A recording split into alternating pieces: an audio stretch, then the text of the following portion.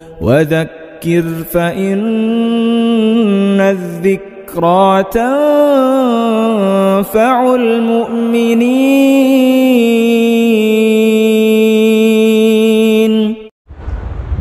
الحمد لله وكفى وسلام على عباده الذين اصطفى. أما بعد، عن عبد الرحمن بن أبي قراد رضي الله تعالى عنه أن النبي صلى الله تعالى عليه وسلم توضأ يوما فجعل أصحابه يتمسحون بوضوئه، فقال لهم النبي صلى الله عليه وسلم: ما يحملكم على هذا؟ قالوا: حب الله وحب رسوله.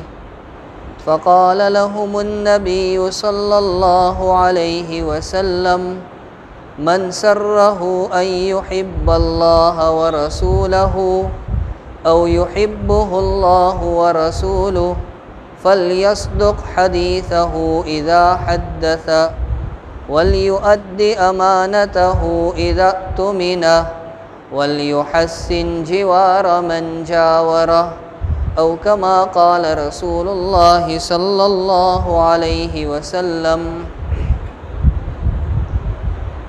قابل احترام بزرگوں اور دوستوں، ایک مختصر سی روایت میں نے آپ کے سامنے پڑھی ہے۔ اس روایت کو حضرت عبد الرحمن بن ابی قراد رضی اللہ تعالیٰ عنہ نے نقل کیا ہے۔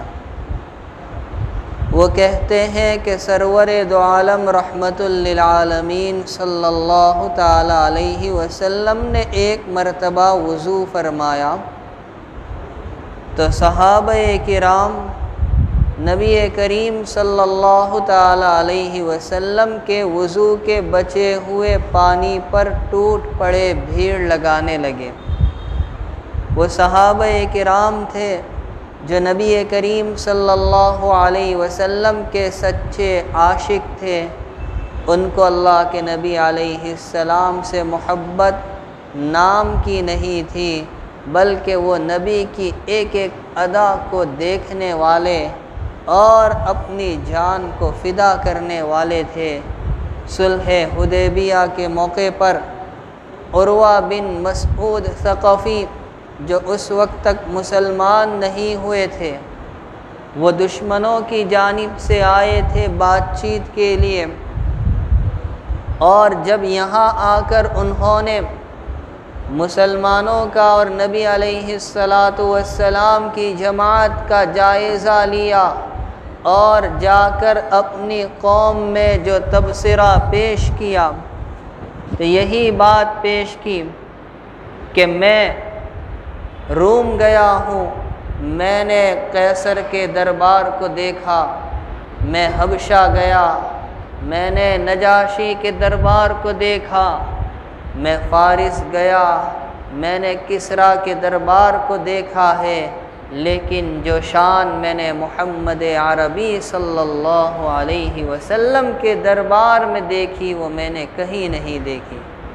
حضور پاک صلی اللہ علیہ وسلم جب کلام فرماتے ہیں تو صحابہ کرام بہت خاموشی کے ساتھ توجہ کے ساتھ سنتے ہیں۔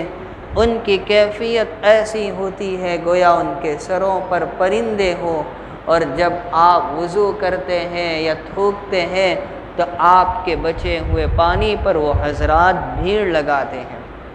تو میں نے جو روایت سنائی اس میں بھی بات کچھ اسی طرح کی ہے کہ نبی کریم صلی اللہ علیہ وسلم نے وضو فرمایا اور صحابہ کرام نبی علیہ السلام کے وضو کے بچے ہوئے پانی پر بھیڑ لگانے لگے تو نبی علیہ السلام نے فرمایا: ما یحملکم علی ھذا، تمہیں اس چیز پر کس نے ابھارا، یعنی آخر ایسا تو کیا ہوا کہ تم میرے وضو کے بچے ہوئے پانی پر ٹوٹ پڑے ہو، کون سی بات پیش آئی؟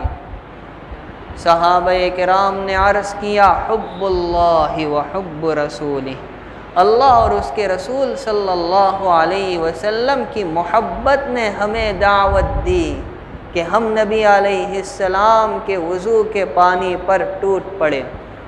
اس موقع پر نبی کریم صلی اللہ تعالی علیہ وسلم نے ارشاد فرمایا، جس آدمی کو یہ بات خوش کر دے کہ وہ اللہ اور اس کے رسول سے محبت کرتا ہے یا اللہ اور اس کا رسول اس سے محبت کرتا ہے، یہ تو بڑی اونچی بات ہوئی۔ ایک ہے کہ بندہ اللہ اور رسول سے محبت کرے، اور ایک یہ ہے کہ اللہ اور رسول بندے سے محبت کرے۔ تو نبی علیہ السلام فرماتے ہیں کہ جس کو یہ بات خوش کر دے کہ وہ اللہ اور رسول سے محبت کرتا ہے یا اللہ اور رسول اس سے محبت کرتے ہیں، اس کو 3 کام کرنے ہوں گے۔ کون سے ہیں 3 کام؟ یہ وہ 3 کام ہیں جب کسی نے کر لیے تو اللہ اور رسول کی محبت حاصل ہو جائے گی اور اللہ اور رسول کا محبوب بن جائے گا۔ پہلا کام، فَلْيَصْدُقْ حَدِيثَهُ إِذَا حَدَّثَ، کہ جب بات کہے تو بات میں سچائی کو اختیار کرے۔ آپ جانتے ہیں کہ نجات سچائی میں ہے اور ہلاکت جھوٹ بولنے میں ہے۔ اسی لیے نبی کریم صلی اللہ تعالی علیہ وسلم نے متعدد روایات میں سچائی کی تعلیم دی اور جھوٹ سے روکا۔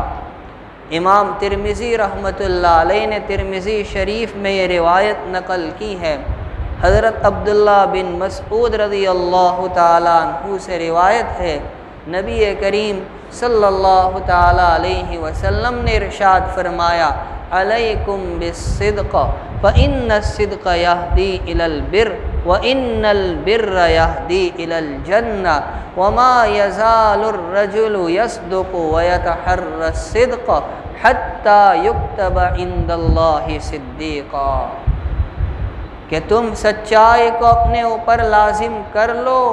سچائی انسان کو نیکی کی طرف لے جاتی ہے اور نیکی جنت کی طرف، اور جب کوئی بندہ سچ بولتا ہے، سچ بولنے کی کوشش کرتا ہے، سچ بولنے میں لگا رہتا ہے، تو ایک وقت ایسا آتا ہے کہ رب العالمین کے یہاں اس کا نام صدیق لکھا جاتا ہے۔ اور جانتے ہو صدیق کیا ہے؟ صدیق وہ درجہ ہے جو نبوت کے بعد کا ہے۔ من یطع اللہ والرسول فاولئک مع الذین انعم اللہ علیہم من النبیین والصدیقین والشہداء والصالحین، تو نبیوں کے بعد کا درجہ صدیقین کا ہے۔ پھر آقا نے ارشاد فرمایا کہ جھوٹ سے بچو، جھوٹ انسان کو گناہ کی طرف اور گناہ انسان کو جہنم کی طرف لے جاتا ہے۔ جب کوئی بندہ جھوٹ بولتا ہے، جھوٹ بولنے کی کوشش کرتا ہے، جھوٹ بولنے میں لگا رہتا ہے، تو ایک وقت ایسا آتا ہے کہ اللہ رب العزت کے دربار میں اس کا نام کذاب یعنی بڑا جھوٹا لکھ دیا جاتا ہے۔ امام ترمذی رحمۃ اللہ علیہ نے حضرت عبداللہ بن عمر رضی اللہ تعالیٰ عنہما کے حوالے سے یہ روایت نقل کی ہے کہ سرور دو عالم صلی اللہ علیہ وسلم نے ارشاد فرمایا کہ جب کوئی بندہ جھوٹ بولتا ہے تو اس کے منہ سے ایسی بدبو نکلتی ہے جس کی وجہ سے فرشتے کو تکلیف ہوتی ہے اور وہ 1 میل دور چلا جاتا ہے۔ اذا کذب العبد یتباعد عنہ الملک میلا من نتن ما جاء به، اس بدبو کی وجہ سے فرشتہ 1 میل کی دوری پر چلا جاتا ہے۔ تو نبی علیہ السلام نے جو پہلا کام بتایا، بات میں سچائی کو اختیار کرنا۔ ایک حدیث میں نبی کریم صلی اللہ علیہ وسلم ارشاد فرماتے ہیں کہ اگر 4 چیزیں کسی کو مل گئی تو دنیا اور آخرت کی نعمتوں کے چلے جانے کا غم کرنے کی ضرورت نہیں۔ یہ چار چیزیں دنیا اور آخرت سے بڑھ کر ہے۔ کون سی ہے چار چیزیں؟ فرمایا حفظ امانت، امانت کی حفاظت، صدق حدیث، بات کی سچائی، حسن خلیقت، اچھے اخلاق، وعفت فی طعمت، لقمے کی پاکیزگی۔ یہ چار چیزیں دنیا اور دنیا کی ساری چیزوں سے بڑھ کر۔ تو اس مختصر روایت میں جو درس دیا جا رہا ہے کہ تین کام ایسے ہیں اگر کر لے تو اللہ اور رسول کی محبت حاصل ہوگی اور بندہ اللہ اور رسول کا محبوب بن جائے گا۔ اس میں پہلا کام بات میں سچائی کو اختیار کرنا۔ دوسرا کام وَلْيُؤَدِّ أَمَانَتَهُ إِذَا اؤْتُمِنَ، کہ جب اس کے پاس کوئی چیز امانت کے طور پر رکھی جائے تو امانت صاحب امانت کو لوٹا دی جائے۔ سرور دو عالم صلی اللہ علیہ وسلم جب فتح مکہ کے موقع پر کعبہ شریف کے اندر داخل ہوئے اور اس وقت کعبہ شریف کی کنجی عثمان بن ابی طلحہ کے پاس تھی، اور ایک موقع وہ تھا کہ جب کسی زمانے میں نبی علیہ السلام نے ان سے کنجی طلب کی تھی، انہوں نے دینے سے انکار کر دیا تھا۔ نبی علیہ السلام نے فرمایا کہ عثمان یاد رکھنا ایک وقت آئے گا کہ کنجی میرے ہاتھ میں ہوگی اور مجھے اختیار ہوگا، میں جس کو چاہوں دوں۔ کہا اس وقت تو ہم ذلیل ہو جائیں گے، کہا نہیں تم عزیز ہو جاؤ گے۔ یہ فتح مکہ کا موقع کہ نبی علیہ السلام خانہ کعبہ کے اندر داخل ہوئے، اور جب آپ باہر نکل رہے ہیں آپ کی زبان مبارک پر آیت ہے ان اللہ یأمرکم ان تؤدوا الامانات الی اہلها، اللہ تمہیں امانت کی ادائیگی کا حکم دیتے ہیں۔ مفسرین نے لکھا کہ یہ آیت خانہ کعبہ کے اندر اتری ہے۔ اس سے اندازہ لگاؤ کہ امانت کی ادائیگی کتنی اہم چیز ہے کہ رب العالمین اس کے حکم کی آیت کو کعبہ شریف کے اندر نازل کر رہا ہے۔ بلکہ مشکات شریف میں روایت ہے سرور دو عالم صلی اللہ علیہ وسلم جب کبھی خطبہ دیتے تو آپ کے خطبے میں اکثر یہ بات ہوا کرتی تھی لا ایمان لمن لا امانت لہ ولا دین لمن لا عہد لہ، اس آدمی کا ایمان ہی نہیں جس کے پاس امانت داری نہیں اور اس کا دین ہی نہیں جو وعدہ پورا نہ کرتا ہو، عہد کو پورا نہ کرتا ہو۔ تو دوسرا کام ہے امانت صاحب امانت تک لوٹا دینا، پوری ادا کر دینا، اس میں خیانت سے کوتاہی سے کام نہ لینا۔ اگر کسی نے اس پر عمل کیا تو بندے کو اللہ اور رسول کی محبت نصیب ہوگی اور اللہ اور رسول کی نگاہ میں بھی وہ بندہ محبوب بن جائے گا۔ امانت کی ادائیگی۔ حضرت حذیفہ ابن الیمان رضی اللہ تعالیٰ عنہ سے روایت ہے کہ امانت کے سلسلے میں ہم نے نبی علیہ السلام سے دو حدیثیں سنی، ایک اپنی آنکھوں سے دیکھ لی، ایک کا انتظار ہے۔ جو اپنی آنکھوں سے دیکھ لی وہ تو یہ ہے کہ امانت لوگوں کے دلوں میں اتر چکی ہے، یعنی ہر کوئی بندہ امین اور امانت داری کے وصف سے آراستہ، لیکن ایک روایت کا انتظار ہے، وہ یہ کہ امانت لوگوں کے دلوں سے اٹھا لی جائے گی اور ایسا ہو جائے گا جیسے کسی کو کوئی پھوڑا ہوتا ہے یا جلنے کا داغ ہوتا ہے تو وہاں اندر پانی کے علاوہ کچھ نہیں ہوتا اور جسم کی کھال بھی الگ ہو جاتی ہے، اسی طرح لوگوں کے دلوں سے امانت اٹھا لی جائے گی ظاہری حالات کچھ اور ہوں گے، باطنی حالات کچھ اور ہوں گے، دور دور تک کوئی امانت دار نہیں ہوگا، یہاں تک کہ اگر کسی گاؤں میں علاقے میں کوئی صاحب امانت ہو تو اس کی امانت داری کے چرچے ہوں گے کہ فلاں جگہ فلاں صاحب بڑے امانت دار ہیں۔ حضرت حذیفہ اپنے زمانے میں یہ فرماتے کہ ہمیں انتظار ہے اس کا، لیکن آج اگر وہ حیات ہوتے تو ہر بستی میں، ہر علاقے میں، ہر محلے میں ایک نہیں سینکڑوں مثالیں مل جاتی۔ اور تیسرا کام، وَلْيُحَسِّنْ جِوَارَ مَنْ جَاوَرَ، اپنے پڑوسیوں کے ساتھ اچھا سلوک کرو۔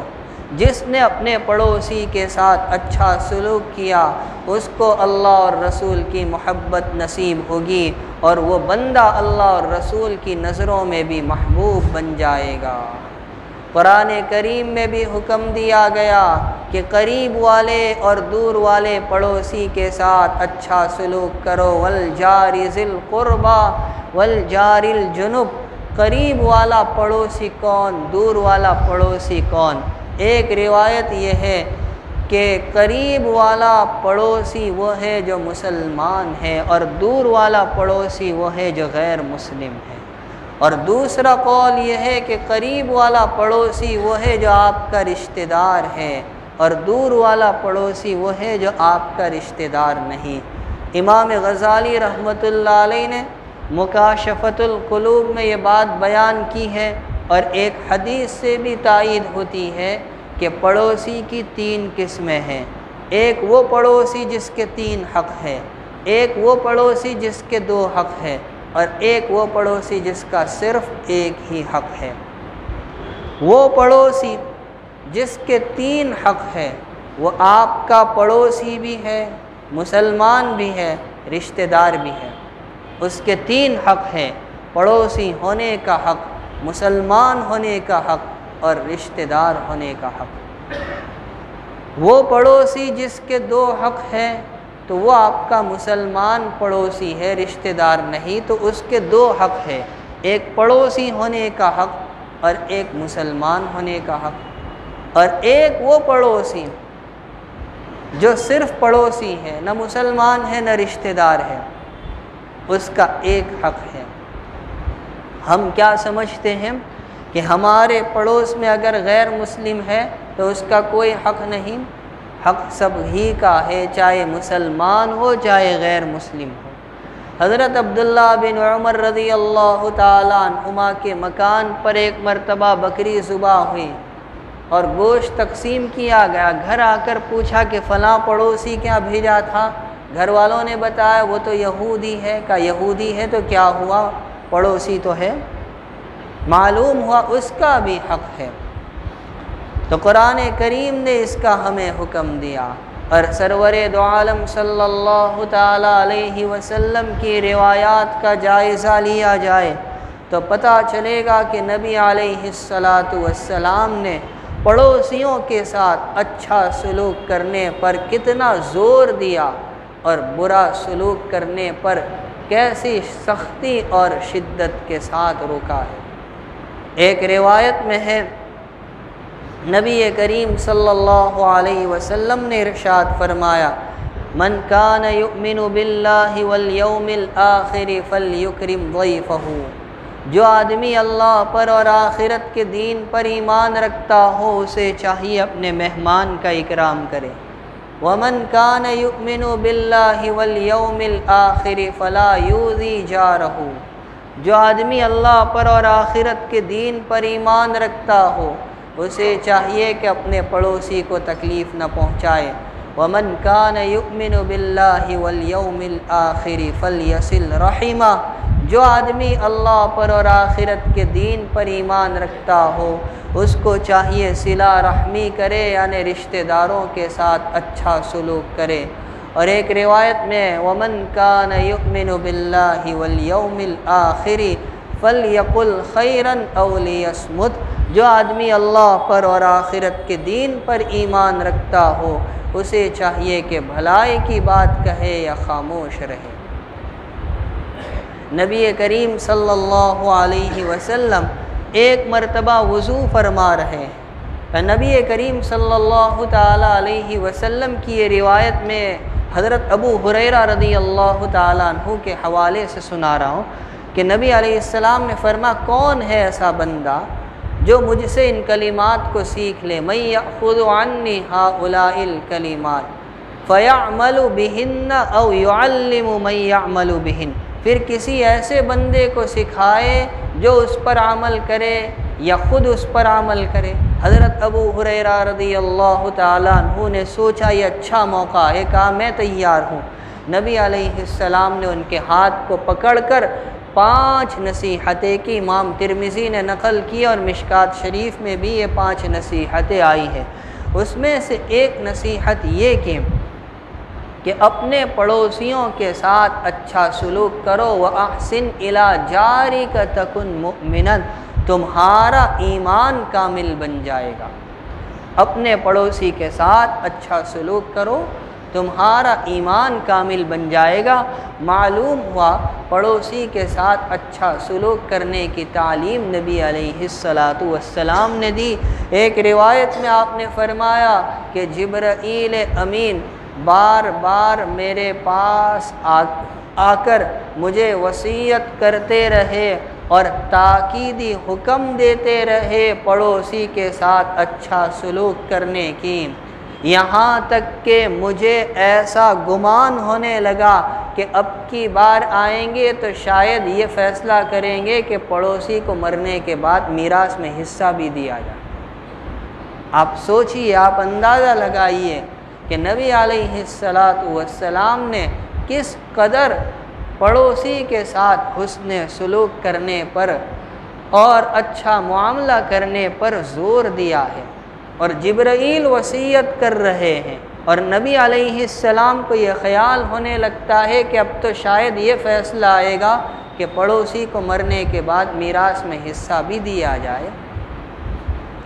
نبی کریم صلی اللہ علیہ وسلم کے سامنے ایک عورت کا ذکر کیا گیا کہ جو نفلی نماز بھی پڑھتی ہے، نفلی روزے بھی رکھتی ہے، نفلی صدقات کا اہتمام بھی کرتی ہے، لیکن اپنے پڑوسیوں کو ستاتی ہے۔ نبی علیہ السلام نے فرمایا وہ جہنمی ہے۔ پھر ایک ایسی خاتون کا ذکر کیا گیا کہ جو زیادہ نفلی عبادت نہیں کرتی، نفلی نمازیں کم ہیں، نفلی روزے کم ہیں، نفلی صدقات خیرات کم ہیں، لیکن نبی علیہ السلام کے سامنے جب یہ بات آئی کہ پڑوسی اس سے مطمئن رہتے ہیں، وہ پڑوسیوں کو ستاتی نہیں، پڑوسی اس سے اطمینان میں، فرمایا وہ جنتی ہے۔ اسی لیے نبی علیہ السلام نے فرمایا وہ آدمی مؤمن نہیں، وہ آدمی مؤمن نہیں، وہ آدمی مؤمن نہیں، واللہ لا یؤمن، واللہ لا یؤمن، واللہ لا یؤمن، اللہ کی قسم وہ آدمی ایمان والا نہیں، اللہ کی قسم وہ آدمی ایمان والا نہیں، اللہ کی قسم وہ آدمی ایمان والا نہیں۔ پوچھا گیا کون؟ کہا جس کی شرارتوں سے اس کا پڑوسی محفوظ اور سلامت نہ ہو، وہ آدمی ایمان والا نہیں۔ اور ایک روایت میں ایسا ہی ہے کہ وہ آدمی جو خود تو پیٹ بھر کر کھاتا ہے لیکن اس کا پڑوسی بھوکا مر رہا ہے، وہ آدمی مؤمن کہلانے کے لائق نہیں ہے۔ سوچنے کا مقام ہے نبی علیہ السلام کتنی تاکید کے ساتھ ہمیں یہ تعلیم اور یہ درس دے رہے ہیں، اور صحابہ کرام نے عمل کر کے بتایا، ہمارے اکابر اور اسلاف نے عمل کر کے بتلایا۔ حضرت سہل بن عبداللہ تستری رحمۃ اللہ علیہ یہ بڑے بزرگوں میں گزرے ہیں، ان کے پڑوس میں ایک مجوسی عیسائی رہتا تھا۔ حضرت سہل کا جب انتقال ہونے لگا تو آپ نے اپنے بالکل آخری دور میں اس مجوسی پڑوسی کو بلایا۔ جب وہ ان کے یہاں آیا مکان میں تو آپ نے اپنے ایک کمرے کی طرف اشارہ کر کے فرمایا کہ جاؤ ذرا وہاں دیکھ کر آؤ۔ جب مجوسی وہاں گیا تو دیکھا ایک ٹب رکھا ہے اور اوپر سے ناپاک پانی ٹپک رہا ہے، اور مجوسی دیکھتے ہی سمجھ گیا جہاں سے یہ ٹپک رہا ہے وہ میرے ہی مکان کا بیت الخلا وہاں بنا ہے۔ وہیں سے کہا یہ کیا ہے؟ کہا یہ سلسلہ پچھلے 1 سال سے جاری ہے، پچھلے 1 سال سے یہ تمہارے بیت الخلا کا ناپاک گندا پانی ٹپک رہا ہے، ہم نے ٹب رکھ دیا ہے، بھر جاتا ہے تو اس کو باہر خالی کر دیتے ہیں۔ کہ کب سے چل رہا ہے؟ 1 سال سے، آپ نے بتایا نہیں؟ تو حضرت نے جواب دیا کہ شاید ہمارے بتانے پر تمہیں تکلیف ہوگی، اس لیے ہم نے تمہیں خبر نہیں کی، لیکن اب میرا بھی آخری وقت ہے، شاید میرے بعد اس سلسلے کو میرے ورثاء جاری نہ رکھ سکے، اس لیے میں نے تمہیں بتا دیا۔ حضرت کی اس نصیحت کا اور اس انداز کا، اس حسن سلوک کا اس غیر مسلم مجوسی پڑوسی پر ایسا اثر ہوا کہ کلمہ پڑھ کر مسلمان ہو گیا۔ اسی طرح دارالعلوم دیوبند کے پہلے صدر مدرس تھے حضرت مولانا مفتی عزیز الرحمن صاحب، یہ صدر مفتی تھے حضرت مفتی عزیز الرحمن صاحب، بڑے اونچے درجے کے بزرگ۔ ان کے حالات میں لکھا ہے کہ جب وہ مدرسہ تشریف لے جاتے صبح میں، تو مدرسہ جانے سے پہلے اپنے محلے اور پڑوس کی بیوہ غریب عورتوں کے مکان پر جاتے، ان سے پوچھتے کسی کو کچھ ضرورت ہے، کسی کو کچھ منگوانا ہے؟ تو وہ عورتیں بتلاتی ہاں ہمیں فلاں چیز کی ضرورت ہے، ہمیں فلاں چیز چاہیے، ہمیں فلاں چیز کی ضرورت ہے۔ حضرت بازار جاتے، ان کے لیے وہ سامان خریدتے اور خرید کر لاتے اور ان کے گھر پر پہنچاتے۔ بعض مرتبہ ایسا بھی ہوتا کہ وہ عورتیں کہتی کہ ہم نے تو فلاں چیز منگوائی تھی اور آپ فلاں چیز لے آئے۔ حضرت دوبارہ بازار تشریف لے جاتے اور پھر ان کی مطلوبہ چیز خرید کر لا کر ان تک پہنچایا کرتے تھے۔ میرے والد صاحب رحمۃ اللہ علیہ نے ایک واقعہ سنایا۔ حضرت حکیم الامت مولانا اشرف علی صاحب تھانوی رحمۃ اللہ علیہ کے پڑوس میں ایک پولیس والا تھا اور بڑا سخت مزاج۔ اس کے بد اخلاقی کی وجہ سے حضرت کو بڑی تکلیف ہوتی تھی، تو کسی نے مشورہ دیا کہ مکان خرید لیا جائے تو کتنا اچھا ہے، لیکن اگر حضرت خود جائیں گے یا خاص لوگ جا کر بات کریں گے تو شاید وہ تیار نہ ہو۔ تو کچھ خاص لوگوں کو جو دور کے تھے ان کو بھیجا اور کہا آپ اپنا مکان بیچو گے؟ اور جو قیمت تھی اس سے زیادہ قیمت بتلائی، تو وہ تو تیار ہو گیا مکان بیچنے پر اور کہا کہ ٹھیک ہے، مشورہ کر کے ہم آپ کو جواب دیں گے۔ اور مشورہ کرنے کے لیے حضرت تھانوی رحمۃ اللہ علیہ کے پاس چلا آیا اور کہا حضرت میرا مکان فروخت ہو رہا ہے اور جو قیمت بازار میں چل رہی ہے اس سے زیادہ قیمت آ رہی ہے، مجھے کیا کرنا چاہیے؟ کہا اگر تمہیں زیادہ قیمت مل رہی ہے تو بیچ دو۔ لیکن اس نے کہا حضرت پھر آپ کے جیسا پڑوسی نہیں ملے گا۔ یہ نہیں کہا میں کیسا پڑوسی ہوں، آپ کے جیسا پڑوسی نہیں ملے گا۔ فرمایا پھر مت بیچو۔ تو کہا ٹھیک ہے نہیں بیچنا ہے۔ جو حضرات خریدنے کے لیے آئے تھے ان کو بلا کر کہہ دیا مجھے بیچنا نہیں ہے، حضرت جیسا پڑوسی نہیں ملے گا۔ انہوں نے آ کر کہا حضرت بڑی مشکل سے سمجھایا تھا، آپ نے پانی پھیر دیا۔ کہا ہم کیا کریں؟ وہ مشورہ کرنے کے لیے ہمارے پاس چلا آیا۔ اب اس میں 2 درس ملے۔ ایک سبق تو یہ ملا کہ حضرت تھانوی کا اس کے ساتھ حسن سلوک کیسا تھا، اور دوسرا درس یہ ملا کہ مشورہ بھی امانت ہے۔ نبی اور اللہ کی محبت حاصل کرنے کے لیے کام امانت ہے، اور حدیث پاک میں فرمایا المستشار مؤتمن، جس سے مشورہ طلب کیا جاتا ہے وہ امانت دار ہونا چاہیے۔ ایک ہی واقعے میں دونوں درس حضرت کا حسن سلوک بھی معلوم ہو گیا اور مشورہ جو ایک امانت ہے اس کی اہمیت بھی معلوم ہو گئی۔ تو یہ تین کام نبی کریم صلی اللہ علیہ وسلم نے بتلائے ہیں کہ جس آدمی کو یہ بات خوش کر دے کہ وہ اللہ اور رسول سے محبت کرتا ہے یا اللہ اور رسول اس سے محبت کرتا ہے، اس کو تین کام کرنے ہیں۔ نمبر 1 فَلْيَصْدُقْ حَدِيثَهُ إِذَا حَدَّثَ، بات کہے تو بات میں سچائی کو اختیار کرے۔ نمبر 2 وَلْيُؤَدِّ أَمَانَتَهُ إِذَا اؤْتُمِنَ، جب امانت رکھی جائے تو امانت صاحب امانت تک لوٹا دے۔ اور نمبر 3 اپنے پڑوسی کے ساتھ اچھا سلوک کرے۔ اگر کسی نے یہ کام کر لیے تو اس کو اللہ اور رسول سے محبت ہوگی اور اللہ اور رسول بھی اس سے محبت کرنے لگیں گے۔